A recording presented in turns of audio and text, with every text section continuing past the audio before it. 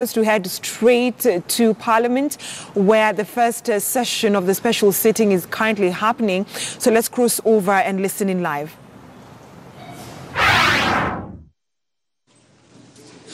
Papers. Chair, Finance and National Planning.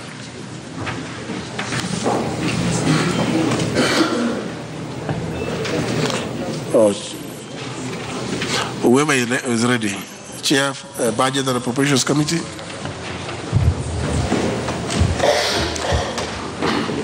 Chair, Finance. All right, Honorable Speaker, I beg to lay the following paper on the table of the House today, Thursday, September 20th, 2018. Report of the Departmental Committee on Finance and National Planning on its consideration to the President's reservation to the Finance Bill 2018. Thank you, Mr. Speaker. Very well.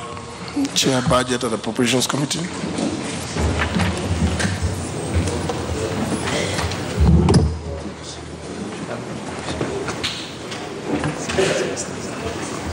Chair, Departmental Committee.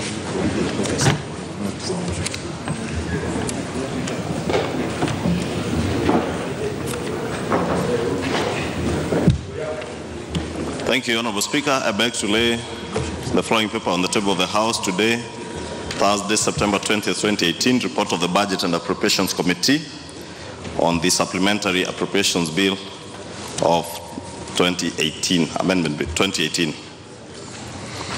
Very well. Next order. Order number 6, notices of motion. Chair, Finance.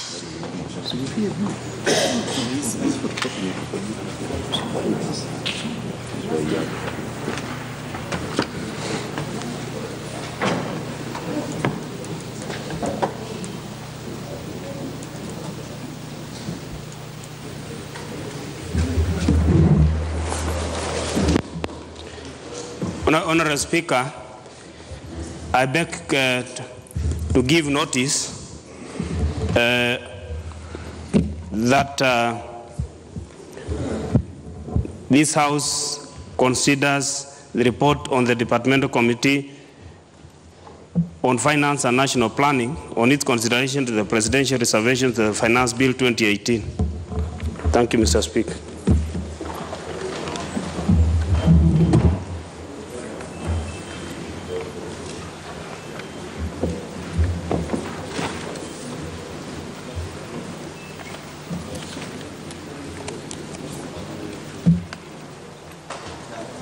Sorry, Honorable Limo.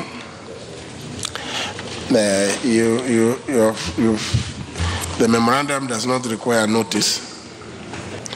It's just put in the order paper after the report has been tabled. So that particular aspect is expunged from the record. Chair, Budget and Appropriations Committee.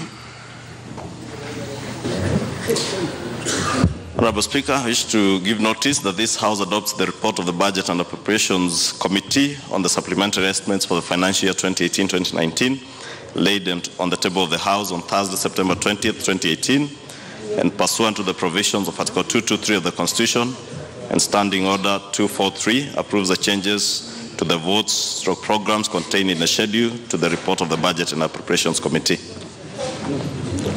Thank you. Very well.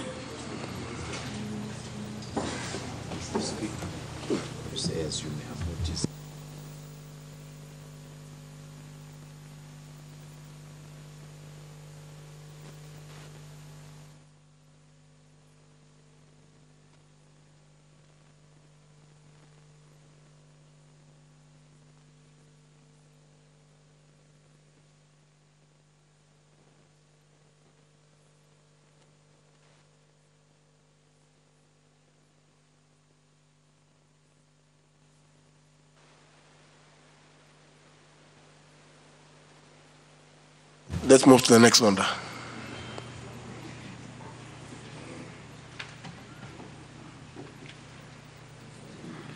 Order number 8.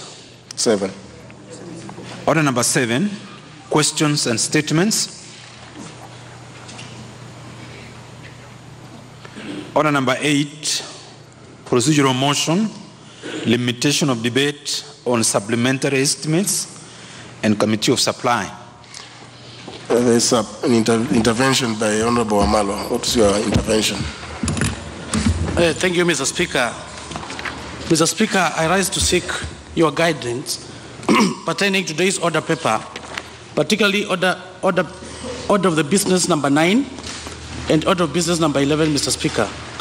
Mr. Speaker, order of business number 9 is a consideration of the report of the Budget and Appropriation Committee, and the order of business number 11, Mr. Speaker, is consideration of the presidential reservations.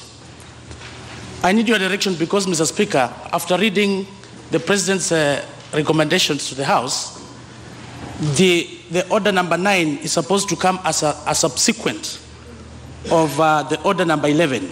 And if at all the President's reservation is going to be rejected by this House, Mr. Speaker, then there will be no point of going to the motion number 9. So I'm humbly requesting if we can consider the order number 11 first, we consider the presidential reservations. If this House in its own wisdom decides to reject with the 2/3, then we don't have to waste time to go to the motion number 9, which is talking about the budget appropriation, Mr. Speaker. Thank you. Unfortunately, notwithstanding the foot thumping, that's not the way it is going to be. The order of business is as it is indicated. There is a possibility that you may not reach order number 11 during the morning sitting, and therefore there's no need for us. It's good to also hear what it is that the Budget and Appropriations Committee has done by way of supply. You know, if you're dealing with supply, you also there's a requirement in the PFM Act that you must join them. So business, the order will remain like that, but it's not possible for us to now interchange. Yes, so let's just go to the procedural motion. Leader of Majority.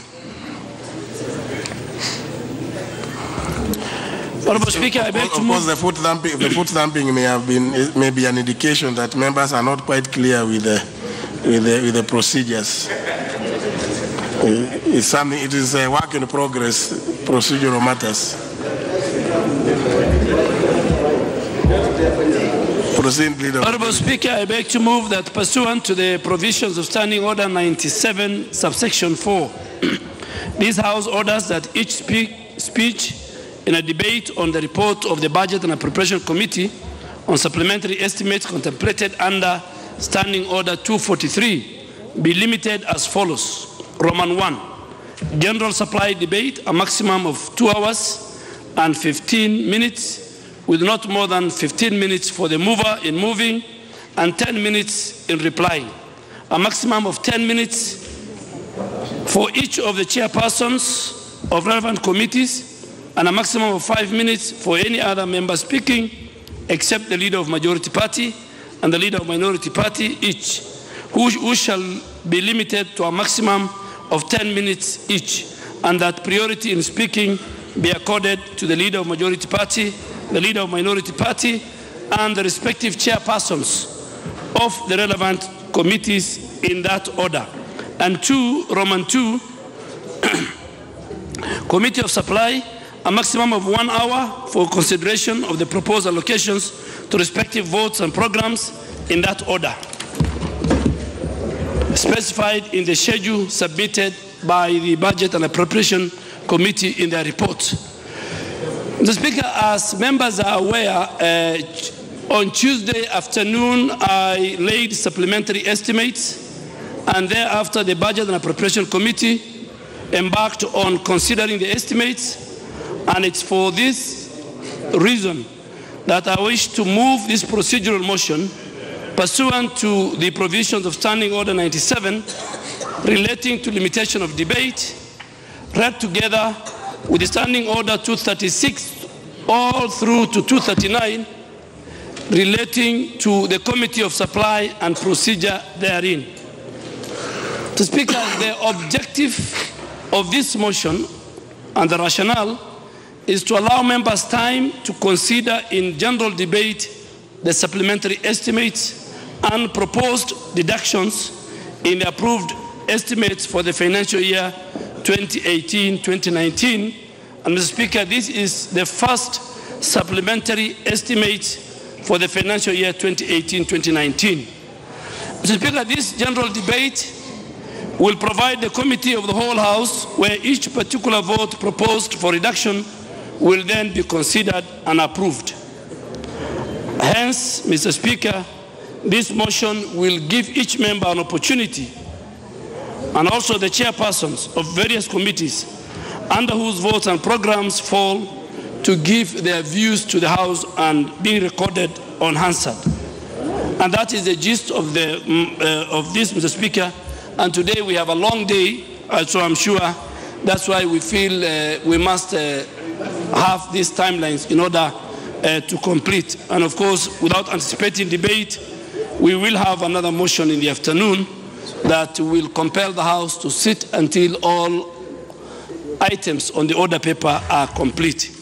With those many remarks, Mr. Speaker, I urge the leader of minority party, and he's consulting with the Honorable TJ.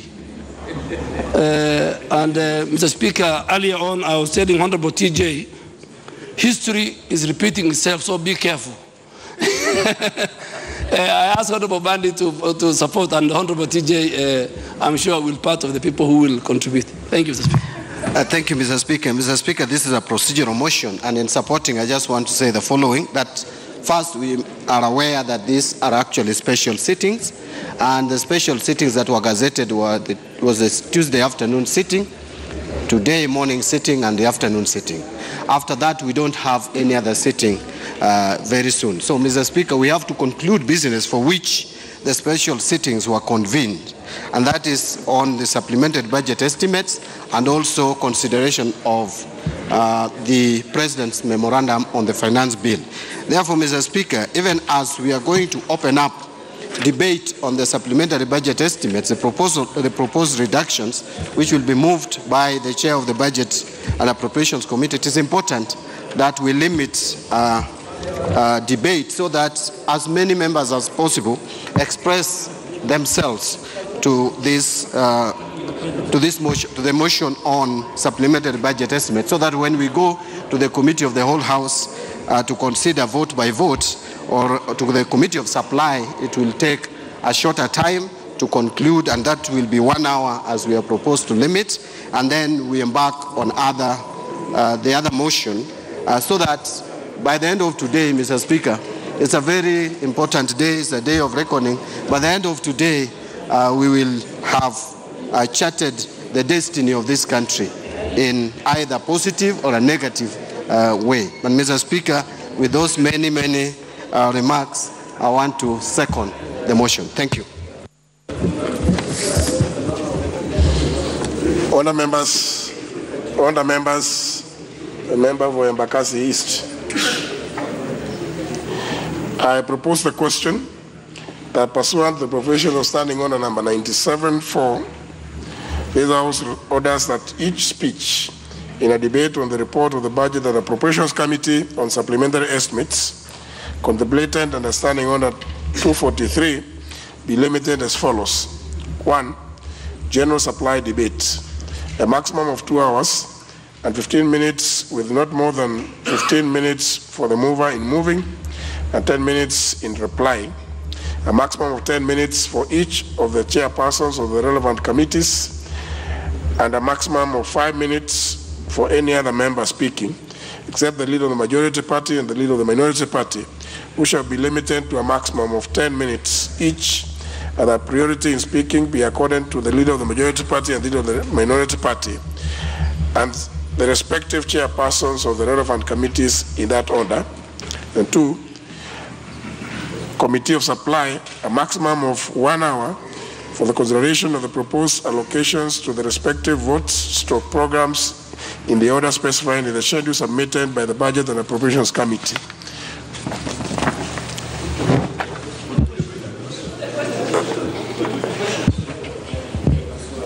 I therefore put the question that pursuant to the provision standing order number 97.4, this House orders that each speech in a debate of the report of the Budget and Appropriations Committee on supplementary estimates contemplated in a standing order number 243 be limited as follows. 1, general supply debate, a maximum of 2 hours and 15 minutes, with not more than 15 minutes for the mover in moving and 10 minutes in replying, a maximum of 10 minutes for each of the chairpersons of the relevant committees, and a maximum of 5 minutes each for any other member speaking, except the leader of the majority party and the leader of the minority party, who shall be limited to a maximum of 10 minutes each, and our priority in speaking be according to the leader of the majority party and the leader of the minority party, and the respective chairpersons of the relevant committees in that order, and Committee of Supply, a maximum of 1 hour for the consideration of the proposed allocations to the respective votes/programs in the order specified in the schedule submitted by the Budget and Appropriations Committee.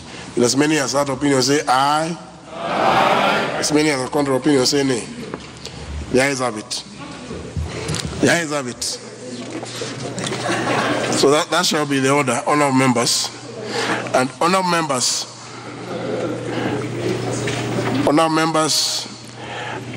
I wish to appreciate the fact that the reports by both committees have just been tabled in the House. It's only fair that all the members have an opportunity of getting copies of those reports and be able to contribute from a position of information and knowledge. Therefore, honourable members, for the convenience of the House, I will adjourn or suspend. I will suspend this sitting for a maximum of 30 minutes. A maximum of 30 minutes, so that, including the member who is walking in, so that each member gets an opportunity of getting a copy of the 2 reports to familiarize yourselves with, and that when we resume, then debate be informed by the contents of those 2 reports, but more particularly the supplementary estimates, which is a business scheduled to be dealt with this morning. Therefore, honourable members,